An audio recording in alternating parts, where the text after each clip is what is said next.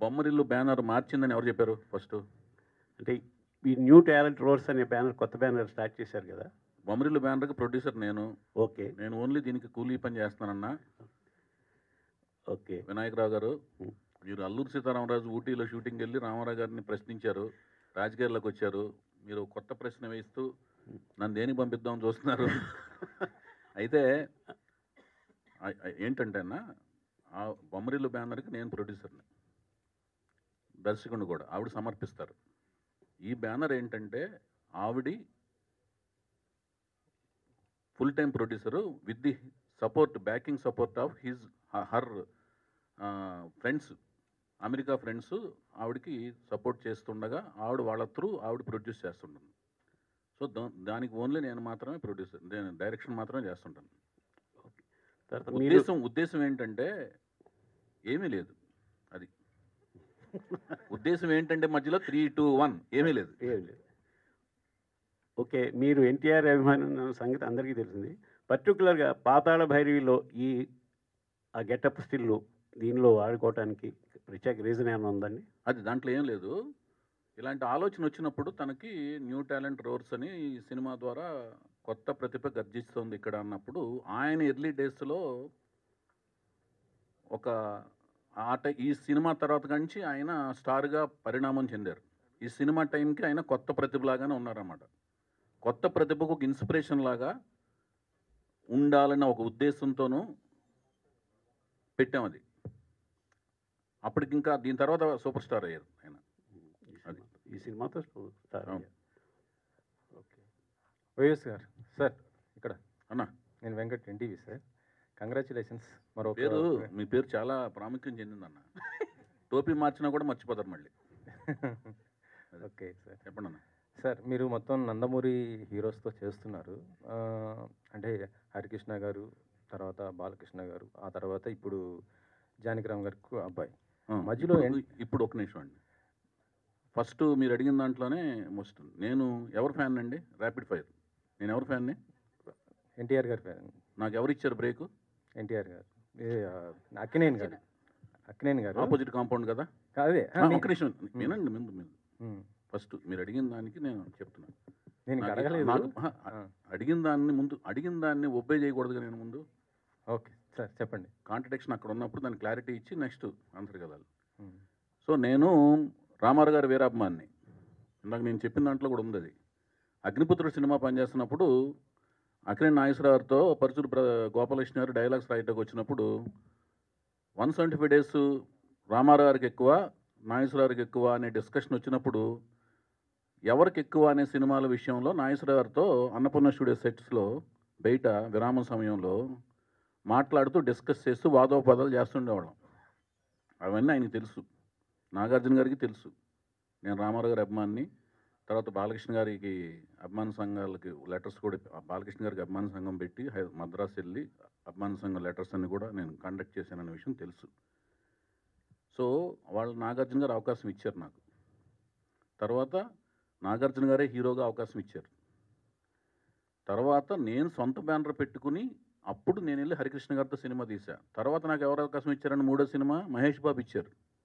నేను గుడివాళ్ళు ఎవరితో గొడవ పడుతుండేవాడిని అండి, కృష్ణ గారి ఫ్యాన్స్తో గొడవ పడుతుండేవాడిని, కొట్టుకుంటుండేవాళ్ళం. అందుకని ఆ ప్రశ్నలో సగం బేస్ లేదు. నాకు వచ్చిన మీరు పూర్తిగా వింటే అప్పుడు నేను చెప్తాను సార్. ఇప్పుడు నేను అడిగేది ఏంటంటే, హరికృష్ణ గారితో చేశారు, బాలకృష్ణ గారితో చేశారు, వీళ్ళిద్దరితో కూడా చేశాను కదా ముందు, నాగార్జున గారు. నేను చెప్పేది వినండి సార్, నేను అడిగేది వినండి మీరు. చెప్పండి. ఆ తర్వాత ఇప్పుడు జానకిరామ్ గారు వాళ్ళ అబ్బాయితో చేస్తున్నారు. మధ్యలో జూనియర్ ఎన్టీ గారు మిస్ అయ్యారు. ఎందుకు అయిపోయారు? మీరు మిస్ చేశారా, లేకపోతే ఆయనకి ఒప్పుకోలేదా, బిజీ అయిపోయి? నేను ఎన్టీఆర్ గారి గురించి అడుగుతున్నాను. నేను చేసేదే సినిమాలు ఒక 1 yearకి 2 yearsకి 3 yearsకి అలా సినిమాలు చేస్తుంటానండి. నాకేంటంటే కథ నేనే రాసుకుంటాను. రాసుకున్న తర్వాత ఆ రాసుకున్న కథకి ఎవరు అవసరం అనుకుంటే వాళ్ళ దగ్గరికి వెళ్ళి అప్రోచ్ అయ్యి సినిమా తీస్తాను. అందుకని ఈ బస్సు దిగి ఇంకో బస్సు వెంటనే ఎక్కేద్దాం అనే తాపత్రయము, కంగారు లేదు లైఫ్లో. నేను ప్రేమ వివాహం చేసుకున్నా. ప్రేమ వివాహం చేసుకున్న తర్వాత ఏమవుద్దండి, భార్య పట్ల విధేయతను, బాధ్యత, కుటుంబం, వాళ్ళతో కూడా సరదాగా తిరుగుతుంటాను. ప్రపంచాన్ని కళ్ళతో చూడటం కంటే కూడా టీవీలో చూడటం కంటే కూడా కళ్ళతో చూడాలి, కాళ్ళతో నడవాలని అనుకుంటాను ప్రపంచంలో చూసే ప్రదేశాలు. సో అవన్నీ చూస్తూ ప్రపంచంలో అన్నీ తిరుగుతూ నేనే కథ రాసుకుని నేనే సినిమా తీసే ప్రాసెస్లో చాలామంది దగ్గరికి వెళ్ళే అవకాశం తక్కువ. కంటిన్యూటీ ఆఫ్ సినిమాలు చేస్తుంటేనే అందరి దగ్గరికి వెళ్ళాలి. ఇప్పుడు లాహిర్లాగర్ అయిన వెంటనే నేను పెద్ద హీరోల దగ్గరికి వెళ్ళి ట్రై చేయొచ్చు. నేను వెంటనే ఎవరితో తీశానండి, సేతయ్య అని మళ్ళీ హరికృష్ణ గారితో తీశాను. సో నేనేంటంటే నాకు ఆలోచన నా బ్రెయిన్లో లేదు పెద్ద హీరోల దగ్గరికి వెళ్ళాలి లేకపోతే స్టార్డమ్ ఉన్న హీరోల దగ్గరికి వెళ్ళాలి అని ఉండదు. నాకు ఎవరు కరెక్ట్గా నా కథకు రాసుకున్నప్పుడు నాకు కన్వీనియంట్గా ఎవరు అనిపిస్తే వాళ్ళ దగ్గరికి వెళ్ళిపోతాను.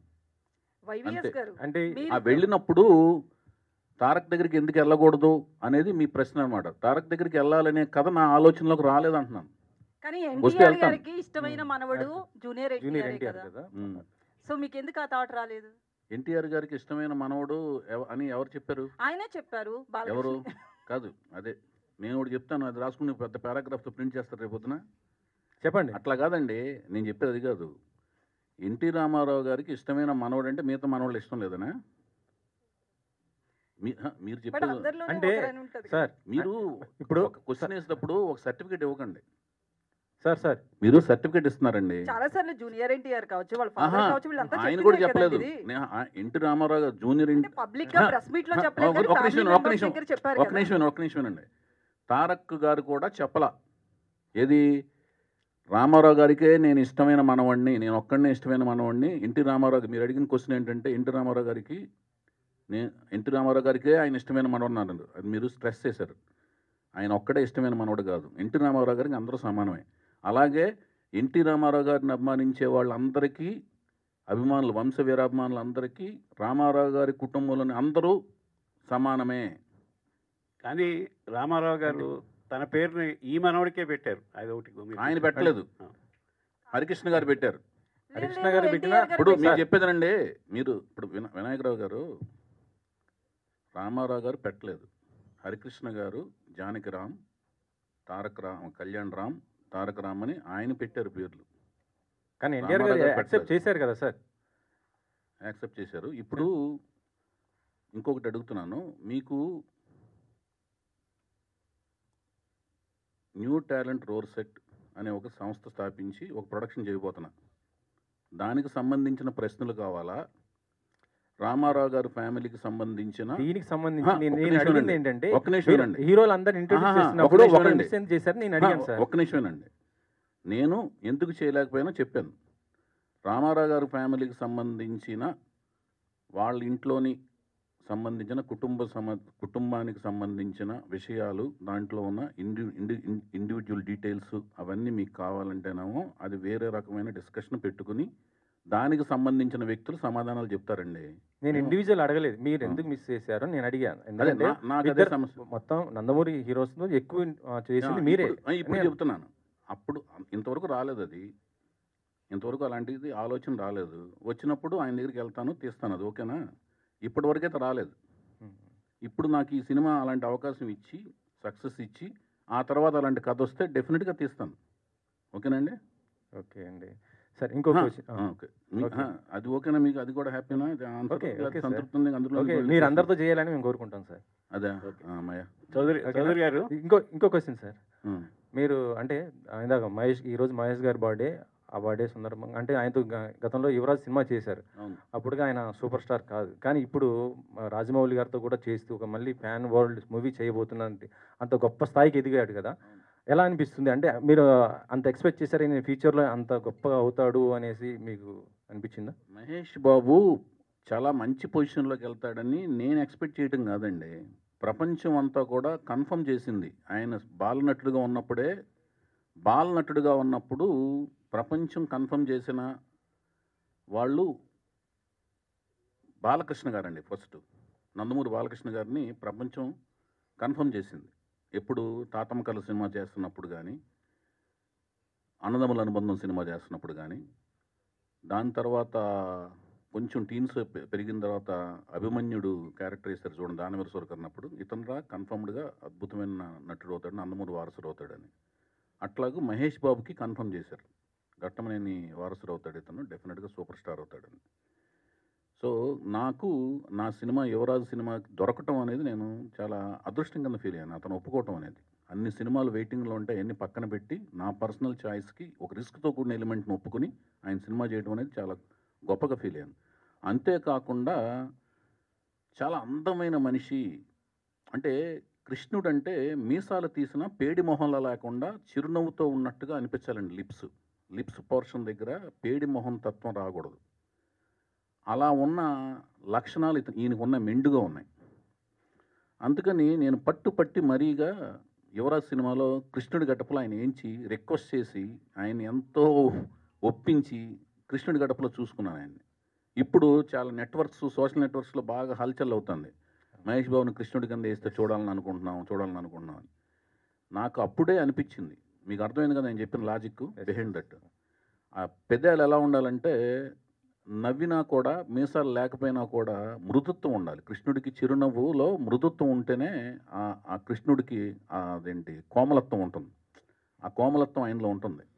అందుకనే నేను ఆ లిరిక్స్ కూడా యువరాజ్ సినిమాలో చందమామలాగా చల్లనివాడే, చిన్ని కృష్ణయ్యలాగా అల్లరివాడే అనే లిరిక్స్ రాయించుకున్నా వేటూరు గారితో. అది ఓకే. వైవిఎస్ గారు చెప్పండి సార్. క్వశ్చన్ ఏంటంటే కీరవాణి గారితో అంటే ఇప్పుడు మ్యూజిక్ సిట్టింగ్ వేయించారా సార్? అంటే ఎలా వస్తుంది ఏంటి అది మ్యూజిక్ కంపోజింగ్ స్టార్ట్ అయిన వెంటనే కంపోజింగ్ స్టార్ట్ అయినాయి అని చెప్పి ఒక అద్భుతమైన వీడియో షాట్ సోషల్ నెట్వర్క్స్లో పెడతామండి. ఆయనతో డిస్కషన్స్ అయితే ఒక ప్రిలిమినరీ సిట్టింగ్స్ లాంటివి మామూలుగా మాట్లాడుకునే డిస్కషన్ సిట్టింగ్స్ లాంటివి జరిగినాయి. మిగతా range of sittings, next level of sittings జరిగిన వెంటనే అన్నీ నేను పెడతాను, వీడియో షాట్స్ అవి పెడతాను. ఎందుకంటే మీ సినిమాకి మ్యూజిక్ చాలా హైలైట్ ఉంటుంది, చాలా ఇంప్రెస్గా ఉంటుంది. మీ ఫస్ట్ సినిమా ఏదైనా డెఫినెట్గా అయితే ఆయన మనసు పెట్టి మనసావచ కర్మన పనిచేస్తారండి. నేను అంతే మనసావచ కర్మన ఆయనతో పని చేయించుకుంటాకి విపరీతంగా శ్రమిస్తాను, కష్టపడతాం. Okay sir. నెక్స్ట్ లెవెల్లో ఉంటుంది, ఆ లెవెల్లో ఉంటుంది, అవన్నీ అసలు నేను ఎప్పుడు మాట్లాడను. సార్ సాయిమాధవ్ గారు, ఈ సినిమాలో అంటే డైలాగ్స్ ఎలా ఉండబోతున్నాయి? ఎందుకంటే RRR లాంటి ఒక మూవీస్కి మొత్తం మీరు చేసిన ఏ డైలాగ్ అయినా పవర్ఫుల్ డైలాగ్లు ఉండబోతుంది. ఇప్పుడు ఒక మంచి డైరెక్టర్తో చేస్తున్నారు కదా, డైలాగ్స్ ఏ విధంగా ఉండబోతున్నాయి ఏంటి అసలు? ఖచ్చితంగా బాగుంటాయండి. ఎందుకంటే కథలో అవకాశం ఉంది, మంచి డైలాగ్స్ రాసే అవకాశం ఆ కథలో ఉంది. కథ వినగానే నాకు అనిపించిన ఫస్ట్ ఫీలింగ్ ఏంటంటే కథ బాగుంది, ఈ సినిమాకి నేను బాగా రాయొచ్చు, నేను కూడా కనిపించవచ్చు అనేటువంటి ఆలోచన ఆ కథ నాకు ఇచ్చింది. ఖచ్చితంగా డైలాగ్స్ బాగుంటాయి. త్వరలో రిలీజ్ కాబోతున్న గేమ్ చేంజర్ కూడా మీరు మంచి రాశారు కదా, అవును. ఆ డైలాగ్స్ ఎలా ఉండబోతున్నాయి? ఖచ్చితంగా బాగుంటాయి సార్, అద్భుతమైన డైలాగ్స్ ఉంటాయి ఆ సినిమాలో. వైవిఎస్ గారు, సో హలో అన్న చెప్పండి. సో క్వశ్చన్ ఏంటంటే మొన్న ఒక లాస్ట్ ప్రెస్ మీట్లో అదే మీరు ఇంట్రడ్యూస్ చేసిన హీరో మీద ఒక కామెంట్ చేశారు. ఎవరండి? రామ్ గారి మీద. దేవదాస్ మూవీకి కామెంట్ నేను చేయలేదు, తమ్మునేలు కామెంట్ చేసింది, ఏం కాదు. సో తమ్మునేల్స్ అనేవి మా జనబాహుల్యంలోకి వచ్చేసినాయి. అవి కూడా ప్రాణాలు ఉన్నాయి. అవి ప్రాణం పోసుకుని, పురుడు పోసుకుని, ప్రాణం సంతరింపజేసుకుని అవి సో వికృత రూపాలే తిరుగుతున్నాయి మనుషుల మధ్యన, గోస్ట్ లాగా. సరే సార్, అలా నెగిటివ్గా బాగా స్ప్రెడ్ అయింది.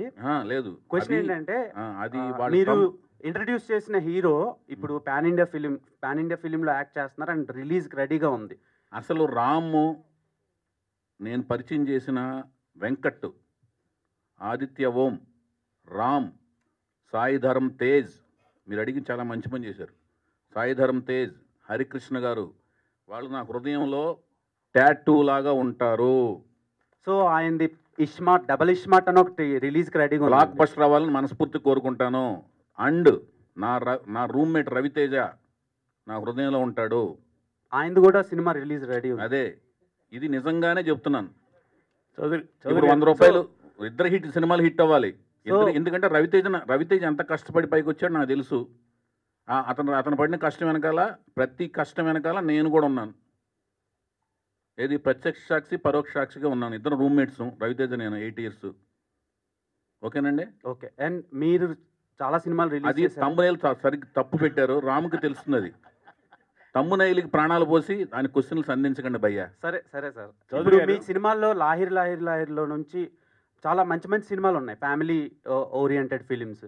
సో ఇప్పుడు రిలీజ్లు హవా నడుస్తుంది. సో మీ సినిమాల్లో రిలీజ్ చేయాలంటే ఏ సినిమా రిలీజ్ చేస్తారు? అండ్ సీక్వెల్ తీయాలంటే ఏ సినిమాకి సీక్వెల్ చేస్తారు? సీక్వెల్స్ తీయాలి అనుకున్న క్యారెక్టర్, అనుకున్న ముగింపులతో నేను ఏ సినిమా తీయలేదు ఇప్పుడు దాకా. అందుకని సీక్వెల్స్ తీయను. రీ రిలీజ్ చేయాలంటే ఏ సినిమా రీ రిలీజ్ చేస్తారు? అది డిమాండ్ని బట్టి రీ రిలీజ్ చేస్తాను. డిమాండ్ వస్తే రీ రిలీజ్ చేస్తాను. డిమాండ్ రావడం అంటే ఏంటంటే ఎవరిని వచ్చి బాబు మేము ఇంత డబ్బులు ఇస్తాం మీరు ఇస్తారా అంటే రీ రిలీజ్ చేస్తాను. మీ సినిమాలు రిలీజ్ అవ్వడానికి ఎందుకు ఇంత టైం పడుతుంది? ఇంత లేట్ ఎందుకు అవుతుంది? నేను ప్రేమ వివాహం చేసుకున్నాను. నా పేరు మీకు కనిపించేది వైవిఎస్ చౌదరి, కథా స్క్రీన్ ప్లే నిర్మాత దర్శకత్వం. ఓకే, తర్వాత నాకు కనిపించేది వినిపించేది వైవిఎస్ చౌదరి, ఎన్టీఆర్ వీరాభిమాని. ఈ రెండింటికి మధ్యన నా పేరు కుటుంబరావు. అర్థమైందా? కుటుంబంతో పాటు సరదాగా ప్రయాణిస్తుంటాను. సార్ ఫ్యామిలీ గురించి మాట్లాడుతున్నారు కాబట్టి ఒక క్వశ్చన్. ఆమె ప్రొడ్యూసర్ న్యూ టాలెంట్ రోర్స్కి ఒక్క మాట ఆమెతో మాట్లాడించారా? ఇంట్లో కూడా ఇంతేనా మీరు? ఇంట్లో కెమెరా పెట్టి చూడండి ఒకసారి, లేకపోతే మీకు మారు వేషం వేసుకుని ఒకరోజు ఒక ఇంట్లో ఎలా రావాలి మీరు? పనమ్మాయి అంటే బాగుండదు కాబట్టి చెప్పేదనండి. ఏదన్నా వస్తువులు అమ్మటాకో చీరలో ఏదో ఏదో అమ్మటానికి రండి, తెలుస్తుంది అట్లా కాదండి. అసలు స్వరూపం. ఇందాక స్టేజ్ మీద కూడా మీరు మాట్లాడారు, సాయి మాధవ్ గారితో మాట్లాడించారు, ప్రొడ్యూసర్తో ఒక్క మాట మాట్లాడించారా? ఆవిడ మైక్ టైసన్ కాదండి. డబ్బులు పెడుతున్నారా? చెప్పేదండి, ఆవిడ మైక్ టైసన్ కాదు, నేను మైక్ టైసన్ని. లోపల మాత్రం ఆవిడ టైసన్ మించిన బలవంతురాలు. వైవిఎస్ చౌదరి గారు హాయ్. చెప్పండి. ఇక్కడ వైవిఎస్ గారు చెప్పండి. కంటిన్యూ చేసి ఆపేస్తా. ఇంకా క్వశ్చన్. యాక్చువల్లీ మీరు సీనియర్స్ ని తీసుకున్నారు, లిరికిస్ట్ గా కావచ్చు వీళ్ళంతా, కీరవాణి గారు, సాయి మాధవ్ గారు. బట్ ఆర్టిస్టుల విషయానికి వస్తే కొత్త వాళ్ళని తీసుకుంటున్నారు. ఏంటి డిఫరెంట్ ట్రాక్స్?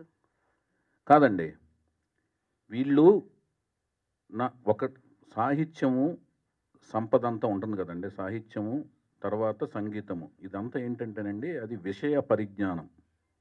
ఆ విషయ పరిజ్ఞానం అనేది వాళ్ళతో పోటీతత్వం. మనకంటే తెలివితేటలు ఎక్కువ ఉన్న వాళ్ళతో సంభాషించి సంగీతపరంగా కానీ సాహిత్యపరంగా కానీ వాళ్ళతో పోటీ పడి వాళ్ళ దగ్గర నుంచి విషయాన్ని డ్రా చేసుకోవాలండి. ఓకేనండి. ఇక్కడ నటీనటుల తత్వానికి వచ్చేదానికి ఏమవుతుందంటే కొత్త టాలెంట్ని నాకు 13 ఏళ్ళ ఎక్స్పీరియన్స్ ఉందండి సినిమా ఫీల్డ్కి వచ్చిన తర్వాత. అసిస్టెంట్ డైరెక్టర్గా, అసోసియేట్గా విపరీతమైన నేను ఈ రంగాల్లో అన్నిటిలోనూ వీటిలో నైపుణ్యం ఉంది, అవగాహన ఉంది, నటన పరంగా అన్నిటి మీద పట్టు ఉంది. కానీ వీటి మీద నేను రాసేది కథ రాయగలను కానీ డైలాగ్ రాసే దాని మీద నాకు పట్టు లేదు. సంగీతపరంగా అవగాహన ఉంది కానీ సంగీతం చేసే అంత పట్టు లేదు. సాహిత్యపరంగా లిరిక్స్ పరంగా అవగాహన ఉంది కానీ చేయించుకోగలిగిన అవగాహన ఉంది కానీ రాయించుకోగలిగిన అవగాహన ఉంది కానీ దాని మీద పట్టు లేదు. నటన పరంగా మాత్రం నేను చేయించగలను, వాళ్ళు చేయకపోతే చేసి చూపించగలను, అందుకని వాళ్ళని తీసుకుంటున్నాను. సార్ చౌదరి గారు, సార్ హీరోయిన్ కోసం బయట ఎక్కడో తిరిగారు, ఇంట్లోనే అందమైన పాప ఉంటే ఎందుకు హీరోయిన్గా ట్రై చేయలేదు? ఇంట్లో అందమైన పాప ఎవరండి? మీ అమ్మాయి ఎలమంచిలో ఎక్కుతా. ఆ పాప వస్తే ఫస్ట్ టైం హీరోయిన్ ఆవిడే అనుకున్నాం మేమంతా. మీరు అనుకున్నారు అలాగూ? వెంకట్ గారు నిజం సార్ అది.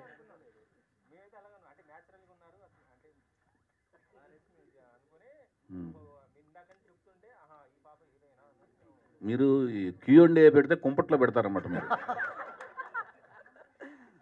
హాయిగా జరుగుతున్న కుటుంబరావు ఇంట్లో కుంపట్లు పెట్టే మీ వెంకట్ గారు, మీ పేరేంటి భయ్యా? నాయసరారు, పున్నమి నాగులాంటి వాళ్ళు మీరు. కాదు, హీరోయిన్ అయితే కుంపటి పెట్టినట్లా కాదండి, వాళ్ళ ఆలోచన వేరే ఉన్నప్పుడు ఇంకొక ఇన్సెక్ట్ని లోనకి దూర్చినట్టు అనమాట. అది వెళ్ళి తోలుస్తుంటుంది, అది కొత్త రకమైన కుంపటి. గీత గారు క్వశ్చన్ అండి. గీత గారు, ఈ సినిమాకి మీరు ప్రొడ్యూసర్ అండి, చౌదరి గారికి అవకాశం ఇచ్చారా, ఆయన తీసుకున్నారా? నాకు తెలుసు కదండి ఎంత కష్టపడతారు అసలు. ఆయన విపరీతంగా కష్టపడతారు కాబట్టి ఆయనకి మించి ఇంకెవరు ఆప్షన్లు లేరు ప్రస్తుతానికి. అంతే ఎంత ఇస్తే అంత, ఎంత పడేస్తే అంత తీసుకుంటాను భయ్యా. ఆవిడకి మాట్లాడతాం రాదని చెప్పాను కదా, చివరికి పడేసి తీసుకుంటాం కదా. అది వైవిఎస్ చౌదరి గారు ఎక్కడండి? మీరు ఇప్పుడు విద్యారావు అని కొత్త అమ్మాయిని వీణారావు అమ్మాయిని పరిచయం చేస్తున్నారు. వీణారావు అయితే మీరు పీక్స్లో ఉన్నప్పుడు తెలుగు అమ్మాయిని పరిచయం చేయాలని చెప్పి ఎందుకు ట్రై చేయలేదు? అప్పుడు బాలీవుడ్ హీరోయిన్ల వైపు ఎందుకు వెళ్ళారు? పీక్ అనేది కొలమానం ఏంటి భయ్యా మీకు? అంటే ఆలోచనలా, విజయాలా? వరుస విజయాలు.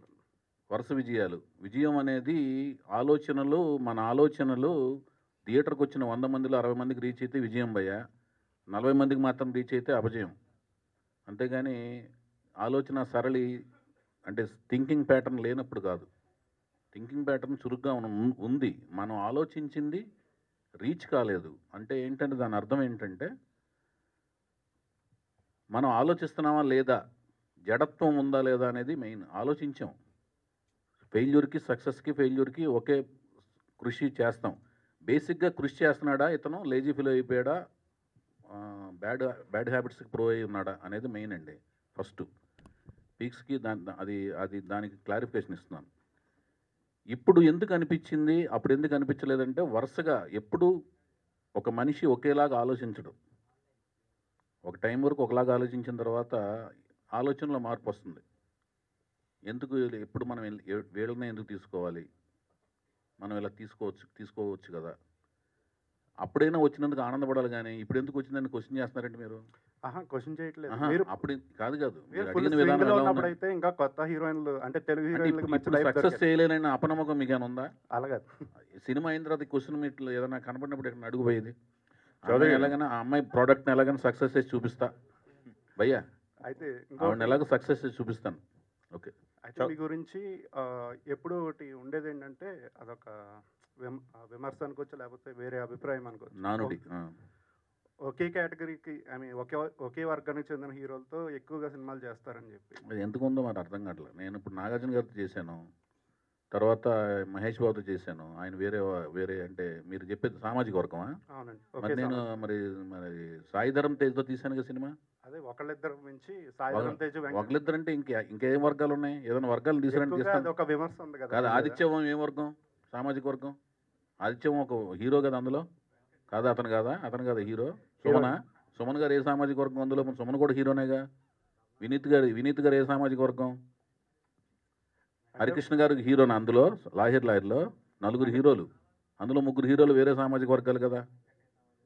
ఏంది భయాలు?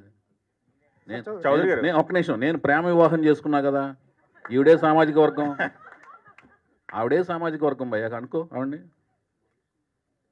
ఏంది తమ్ముడు చౌదరి గారు? ఎక్కువ మంది అభిప్రాయం అదండి. అభిప్రాయాన్ని క్లారిఫై చేశారు, మంచి పని చేశారు, మీకు దండం. మీ అభిప్రాయాన్ని క్వశ్చన్ రూపంలో అడిగి మంచి క్లారిఫికేషన్ ఇచ్చారు, ధన్యవాదాలు. చౌదరి గారు ఇక్కడ అన్న, మీరు తీస్తున్న సినిమా ఏ జోనర్కి సంబంధించింది? మామూలు రెగ్యులర్ సినిమానా, లేకపోతే జోనర్లో జానపదం ఇవన్నీ ఏమన్నా?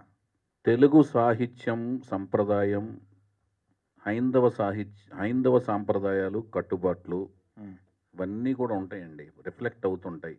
విలువలు ఇవన్నీ ఉంటాయి. ఓకే. ఉంటూ ఒక సంగీతం సాహిత్యం ఉంటూ ఒక రోమాంచితమైన యాక్షన్ సన్నివేశాలు, ఉత్సుకత కొనసాగే సినిమా. దీంట్లోంచి మీరు ఏమి రాబట్టుకుని రాసుకోండి అంతే. ఓకే. ఇవన్నీ ఉంటాయి. తెలుగు సినిమానేనా, పాన్ ఇండియా సినిమానా? తెలుగు వరకేనా? తెలుగు సినిమా దాని విస్తృత స్థాయికి వెళ్తుందా లేదా అనేది మేకింగ్ స్థాయిలో మీకు అర్థమవుద్ది. ఓకే, అంతే. బడ్జెట్ ఏమాత్రం పెట్టారు ప్రొడ్యూసర్ గారు? మీకు అన్ని లెక్కలు చెప్తే ఎలా? స్కేల్ అర్థం కావాలిగా. స్కేల్ చిన్న సినిమా చేస్తున్నారు, పెద్ద సినిమా. నేను ఎప్పుడు చిన్న సినిమాలు తీయలేను భయ్యా. చిన్న సినిమాలు అంటే అంటే 1 కోటి రూపాయలు, 2 కోట్లు, 3 కోట్లు, సింగిల్ డిజిట్ సినిమాలు ఎప్పుడు లేదు. అలానే డబల్ డిజిట్స్తో స్టార్ట్ అయిన మొదటి అంకెల్ సినిమాలు కూడా తీయలేను.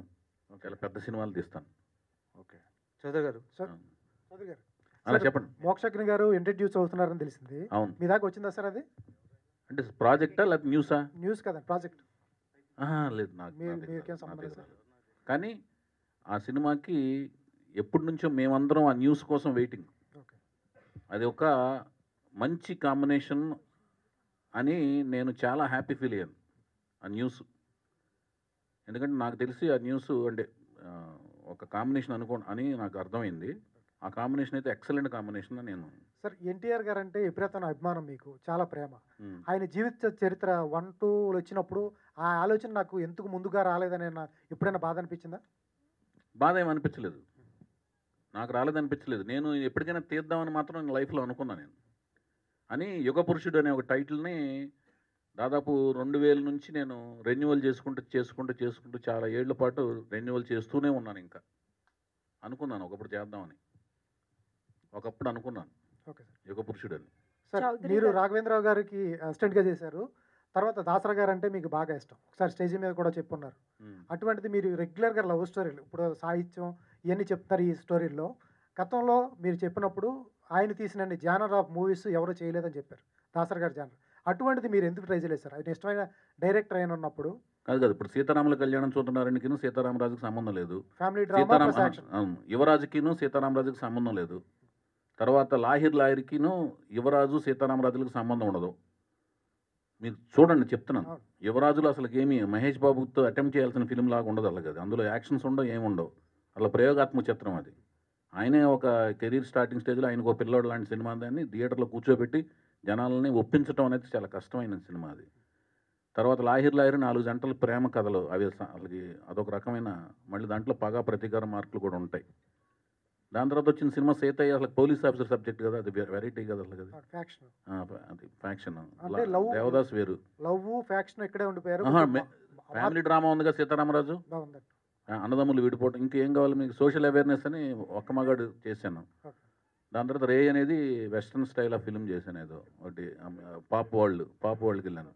సార్ ఇంత చాలా క్రాఫ్ట్ మీద ఏ టైప్ సబ్జెక్ట్ చేయాలి మీకు చెప్పండి సార్? అట్లానే కదా మీరు చెప్పారు, ఆయన తీసిన జానర్ ఆఫ్ మూవీస్ ఎవరు చేయలేదు, అటువంటి ట్రై చేస్తే బాగుంటుంది. ఒకసారి స్టేజ్ మీద ఎవరు ట్రై చేస్తారని చెప్పట్లేదు. ఆయన యొక్క ఒక వ్యక్తి గురించి పొగిడేటప్పుడు ఆయన ఎన్ని రకాల పార్సల్ తీశారు అనేది చెప్పటం అనేది. ఇప్పుడు మీ గురించి చెప్పాల్సి వస్తే మీరు ఇలాగ స్నఫ్ కలర్ షర్టు ప్యాంట్ వేసుకొస్తారు ఎప్పుడు, ఆయన టేస్ట్ ఇది అని చెప్తాం.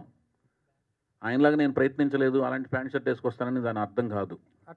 అది ఆయన యొక్క గొప్పతనం చెప్తాం. నా ఉద్దేశం అది. నా ఉద్దేశం ఏంటంటే, ఇష్టమైన దర్శకుడు అన్నారు కాబట్టి అమరాజీనామా కానీ సూర్యగడ్ లాంటి అటెంప్ట్. అదేనండి, అదే చెప్పేదండి. అది కాలం ప్రకారం మాకొచ్చిన ఐడియాలతో వెళ్ళగలం. ఏ ఇద్దరు వ్యక్తుల యొక్క మనస్తత్వాలు ఒకే రకంగా ఆలోచించవు. ఎందుకంటే మనం పుట్టి పెరిగిన కుటుంబ పరిస్థితులు, మనం చదివిన పుస్తకాలు, మనం కలిసిన స్నేహితులు, మనం ఎదిగిన కాలమాన పరిస్థితులు ఇంకొక వ్యక్తి కాలమాన పరిస్థితులు ఒకటేలాగా ఉండవు. ఒకే కుటుంబంలో పుట్టిన ఇద్దరు వ్యక్తుల మనస్తత్వాలు ఒకే రకంగా ఉండవండి. అందుకని ఒకేలాగా ఆలోచించలేము. కార్బన్ కాపీలు మెయింటైన్ అవ్వవు. అందుకని ఆదర్శం వేరును, ఎనాలిసిస్, ఒక వ్యక్తిని అనాలిసిస్ చేయడం వేరును, అతనిలాగా అనుకరించాలనుకుంటే అవ్వలేమంటున్నాను. నేనైతే డిఫరెంట్ జానర్స్ ట్రై చేశాను, కుదిరినంత వరకు చేశాను. చౌదరి గారు, హలో అండి. చౌదరి గారు, హాయ్ అండి. ఇక్కడ చౌదరి గారు, ఇప్పుడు నందమూరి ఫ్యామిలీ నుంచి తారక రామారావుని ఇంట్రడ్యూస్ చేస్తున్నారు కాబట్టి వర్క్ షాప్స్ ఏమైనా చేశారా? అబ్బాయి యాక్టింగ్ స్కిల్స్ అనేది మీరు ఎలాగో చూసుంటారు. వర్క్ షాప్స్ అనేది స్టార్ట్ చేస్తే ఎలా ఉన్నాయి తన స్కిల్స్? తను నేనేనండి, అన్నీ తానేనే అన్నట్టుగా నేను ఆయనకి ఎక్కడో కొంత నేర్చుకున్నాడు. ఆయన నటన పరంగా కొంత ప్రాక్టీస్ చేశాడు. డ్యాన్స్ ఆయనకి పర్సనల్గా చిన్నప్పుడు ఏదో కొంత నేర్చుకున్నాడు. తర్వాత స్వయంగా తన డ్యాన్స్ బాగా స్వయంగా నేర్చుకున్నాడు. అన్ని అబ్జర్వ్ చేసి బాగా, గ్రాహక శక్తి ఎక్కువ ఉంది ఆయనకి. చాలా బ్రహ్మాండంగా చేస్తాడు డ్యాన్స్. ఎక్సలెంట్ డాన్సరు చౌదరి గారు. ఆ డ్యాన్స్తో పాటు నేను ఈ 15 నెలల పాటు, నా 15 నెలలు దాదాపు లాస్ట్ ఇయర్ మార్చ్ 27న సూత్రప్రాయంగా ఓకే అయితే ఏప్రిల్ 27న నేను అతన్ని చూడటం జరిగింది. అప్పటి నుంచి 15 నెలల పాటు కోచింగ్ ఇచ్చాను. ఎక్సలెంట్గా తను డ్యాన్స్ చేయగలడు, యాక్టింగ్, అన్ని రకాల ఎమోషన్స్ని పండించగలడు. అది మీరు లాస్ట్ ప్రెస్ మీట్ లో చెప్పారు, ఐస్ చాలా బాగా డిస్క్రైబ్ చేశారు. అంటే యాక్టింగ్ లో కూడా అవి ఉండబోతున్నాయి అనేది మీరు. అవును, కళ్ళతో అభినయించగలడు అతను. సాయి మాధవ్ గారు, సో బేసికల్లీ ఎన్టీఆర్ ఫ్యామిలీకి సంబంధించి ఏ డైలాగ్స్ రాసినా కూడా పులులు, సింహాలు, అలాగే చాలా ఉంటాయి, మీసాలు, ఇవన్నీ. సో ఈ సినిమాలో కూడా ఆ ఫ్యామిలీ నుంచే హీరో వస్తున్నారు. మరి మీ డైలాగ్స్ ఎలా ఉంటాయి? సేమ్ ఇట్లనే ఉంటాయా? ఏ సినిమా అయినా కథను బట్టి ఉంటాయమ్మా. కథను బట్టే కానీ పులులను బట్టి, సింహాన్ని బట్టి ఉండవు. పులులకి సింహాలకి డైలాగ్ రాసినా కూడా వేస్ట్ అయ్యి చెప్పలేదు. చౌదరి గారు, this is Chandra, anchor from filmy looks. So first of all congratulations. అంటే చాలా గ్యాప్ తర్వాత మళ్ళీ వస్తున్నారు, చాలా మందికి హ్యాపీ. అది అంటే 9 years గ్యాప్ వచ్చింది సార్. ఈ 9 years గ్యాప్లో ఇండస్ట్రీ కూడా చాలా చేంజ్ అయింది. 24 క్రాఫ్ట్స్లో కూడా చాలా డెవలప్ అయింది అండ్ ఇండస్ట్రీ కూడా ప్రపంచానికి తెలిసింది. అండ్ మీ సినిమాల నుంచి కానీ ఈ 9 ఇయర్స్లో వచ్చిన సినిమాల నుంచి కానీ ఇండస్ట్రీలో ఈ గ్యాప్ టైంలో మీరు ఇంకెక్కువ ఏమైనా తెలుసుకోవడానికి ఎక్కువగా ఏమైనా నేర్చుకోవడానికి ఏమైనా ప్రయత్నించారా? నిరంతరం స్టడీ చేస్తున్నాను భయ్య, నిరంతరం స్టడీ చేస్తున్నాను. నా వెనకాల కెమెరా పెట్టుంటే మీకు అర్థమయ్యేది. నేను చదివే పుస్తకాలు కానీ, చూసే మనుషులు కానీ, చూసే సినిమాలు కానీ, నేను టెక్నికల్గా ఏమేమి సినిమాలు తీస్తున్నారు, ఎట్లా తీస్తున్నారు, ఎలాంటి ఎక్విప్మెంట్లు వచ్చినాయి, ఎలా పరిశ్రమిస్తున్నారు, ఎలాంటి స్క్రీన్ ప్లే చేస్తున్నారు, అన్ని ప్రతి సినిమా నేను చూస్తుంటాను. ఐమాక్స్కి మీరు వచ్చినా రాకపోయినా అన్ని సినిమాలు నేను చూస్తుంటాను. దాని వెనకాల అంత స్క్రీన్ ప్లే టర్మ్స్లో వర్క్ చేశారు, దానికి ఎంత లైటింగ్ ప్యాటర్న్స్ ఎలాంటివి మారుతున్నాయి, ఎలాంటి ఎక్విప్మెంట్లు పెట్టి ఏం చేస్తున్నారు అన్నీ నేను నిరంతరం దాని గురించి పరిశ్రమిస్తుంటాను, అన్వేషిస్తుంటాను, తెలుసుకుంటా ప్రయత్నిస్తున్నాను. వైవిఎస్ గారు థ్యాంక్ యూ అండి. Thank you so much. ఒక్క నిమిషం, పాతాళ భైరవి సినిమాని ఏమైనా సోషలైజ్ చేస్తున్నారా? అదేం లేదండి, అదేం లేదు. మీరు ఇప్పటివరకు హీరో హీరోయిన్ పరిచయం చేయలేదు అంటే సినిమా షూటింగ్ స్టార్ట్ చేశారా, స్టార్ట్ చేసిన తర్వాత వాళ్ళని పరిచయం చేస్తారా, స్టార్ట్ చేయక ముందు చేస్తారా? నెక్స్ట్ ఈవెంట్లో వాళ్ళ యొక్క ఫొటోస్, వాళ్ళ యొక్క వీడియోస్ అన్ని మీకు పరిచయం చేస్తాను. మీకు మీ అనుమతి తీసుకుని షూటింగ్కి వెళ్తాను. చౌదరి చెప్పండి, మీరు అడగండి అమ్మా. Anjali from TFPC. So first event వచ్చేసి బాలయ్య గారి బర్త్డే రోజు, సెకండ్ ఈవెంట్ వచ్చేసి మహేష్ బాబు గారి బర్త్డే రోజు. సో థర్డ్ ఈవెంట్ ఈ మూవీకి సంబంధించి ఎవరితో పెట్టమంటారు చెప్పండి. సెప్టెంబర్, అదే నా క్వశ్చన్, సెప్టెంబర్ 2 ఉంటుందా లేకపోతే నాగార్జున గారి బర్త్డే ఆగస్ట్ 29? మీరు ఎప్పుడు పెట్టమంటే అప్పుడు పెడతా. ఓకే, నెక్స్ట్ ఎవరి బర్త్డే కోసం ఎదురు చూడాలని అంతేనా?